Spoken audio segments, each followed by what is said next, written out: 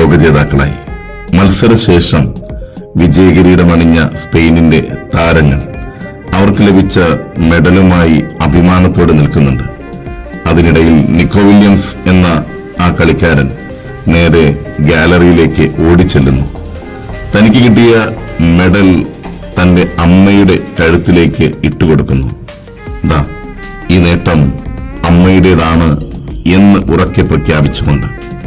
എത്ര സുന്ദരമായ കാഴ്ച, എത്ര സുന്ദരമായ അനുഭവം. നമ്മുടെ നേട്ടങ്ങൾക്ക് പിന്നിൽ ആ നേട്ടങ്ങൾക്ക് അവകാശമുള്ള ചിലരെങ്കിലും ഉണ്ടാകും. ചിലർ നമുക്ക് വേണ്ടി അനുഭവിച്ച സഹനമാണ് നാം ഇന്ന് അനുഭവിക്കുന്ന വിജയത്തിന് പിന്നിലുള്ള ഇന്ധനം. അത് മറന്നു പോകരുത്. നമ്മുടെ ജീവിതത്തിലും അങ്ങനെ തന്നെയാണ്. നമ്മുടെ നേട്ടങ്ങളിൽ പങ്കുപറ്റാൻ അവകാശമുള്ള ചിലരൊക്കെയുണ്ട് നമ്മുടെ കൂടെ. ആ മുഖങ്ങളെ മറക്കരുത്. വഴി കാണിച്ചവരെ മറക്കരുത്.